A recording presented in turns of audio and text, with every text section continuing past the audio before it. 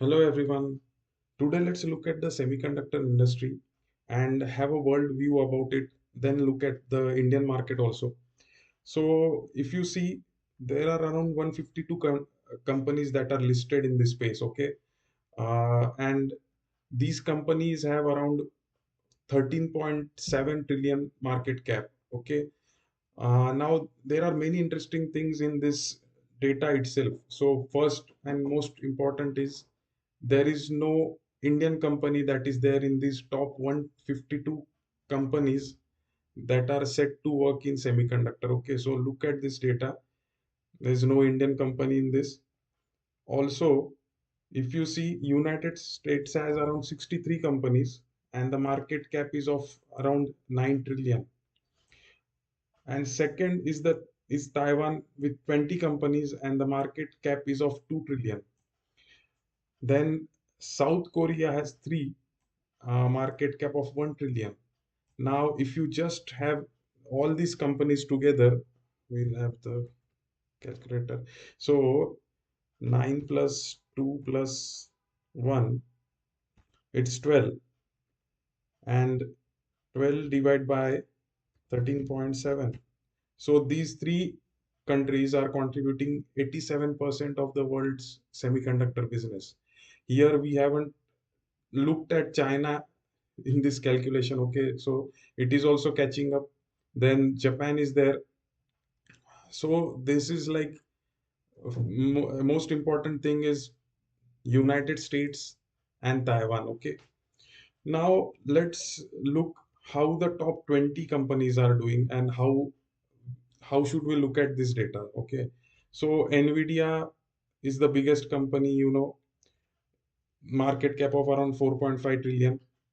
Now, second is TSMC, Taiwan at 1.7 trillion and Broadcom at 1.7 trillion, you can say.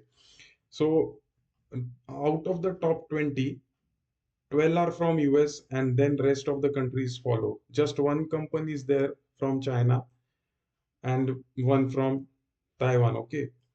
Now, if you look at this chart, the 12th number company has market cap of 206 trillion, 206 million, which is similar to that of Reliance. Okay, so I'm not saying Reliance is comparable over here, just to make you understand how or where India stands. The biggest company of India will be ranked with market cap around 12th or 13th in this table. Okay, so how far we are from this valuations, just giving you that perspective. Then let's look at how TSMC and NVIDIA are placed. Okay, so we'll not go details into detail of this, but few important factors that I want to show you. So here, if you see the net profit margin, so TSMC has around 40% net profit margin. Okay, NVIDIA has 55 to 60% net profit margin. So this is very high compared to rest of the companies which are operating. So that is why they are having these kind of valuations also. Also the moat, uh, TSMC has impossible to replicate moat of factories which they have enabled to make.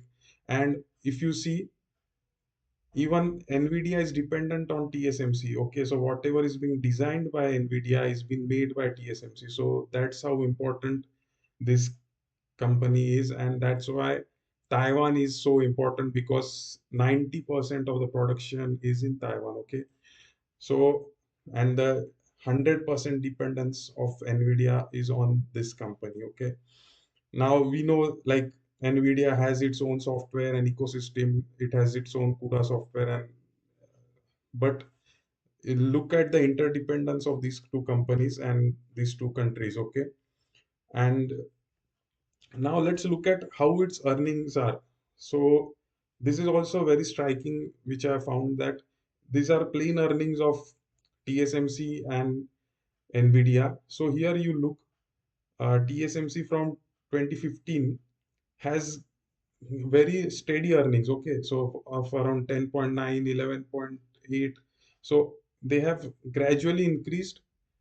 Then around in 2020, it was like 60% hike. then again 55% hike in 2022.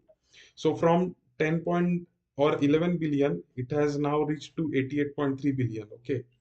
But then look at Nvidia. Okay. In 2015, Nvidia was just zero point 0.7 or zero point 0.8 billion. From there, the earnings have shot up to 117 billion last year. Okay.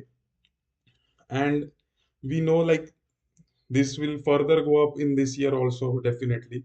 And also you look at the earnings change. Okay, so for 20, till 2022 the earnings were around 4.5. Then then there was 100% rise. There was decrease in 2022 by 60%, around 60%. Then here there was 600% increase in the earnings. Okay, from 4.4 it went to 34, then from 34 to 84 and 116 at present. So these two companies are very much interlinked to one another in if you look at this space. Okay. Uh, but here if you see, TSMC has like given steady returns, and that is the most important thing over here. Now, if you look at how the PE ratio is for the top five companies, so these are very high valuations, around 46, 34 for TSMC, Broadcom at 74, we can say. Samsung is at 10.5. Also, this market cap, you say the business of semiconductor will be around 35 to 40%. Okay, so this is an exception over here, Samsung, and ASML is at 44. So all these companies are having huge valuations. Also, PB ratio is in same way. Okay. Now let's look at the Indian companies. Okay. So from Indian market, what I have done is I have bifurcated this into two. So the below three companies, Tata, Electronics, and rest are unlisted, and the top seven, eight are listed ones. Okay. So here also, if you look, the market cap is like very small, like around 3,500, 1,300. And also these are not into actual, uh, what you say, they are not actually manufacturing those chips. They are just assembling those chips. The only company that is most important over here, which I feel, is Tata Electronics, which is going into the manufacturing space, and we have to see how it progresses, and if it gets listed, then we have to keep an eye on this, and also how these companies are moving ahead. Like we have to keep eye on the news. Are they doing any important business? Now here CG Power has already reached to very high valuations of 90,000 crores. Okay, so it has been like a tremendous ride for CG Power. But then if you look at the semiconductor business, it's just 5 to 10%. Okay, even though rest of the companies have high semiconductor business, but they are not actually manufacturing anything. Okay, the only company in future which we see of huge potential is Tata Electronics. Okay, where it is unlisted, so we'll have to see when it gets listed, and also look at these companies, if at all they are changing the way they are working, or they have new contracts and all those things. We have to keep an eye on this. So okay, so from here, what I would suggest is we should have these the listed ones into our watch list. We should look at their news and then take any further decision. Okay, so this was just how the semiconductor business is doing at present. The growth is very high, like around at least 15-20% yearly CAGR is expected for next 5 to 10 years. Okay, and also AI being the main thing that is driving this change, so this will play a very important role. uh, I would like to give disclaimer that this is just for educational purpose. Do your own due diligence before investing. Also, do like, share, and subscribe to my channel. Thank you.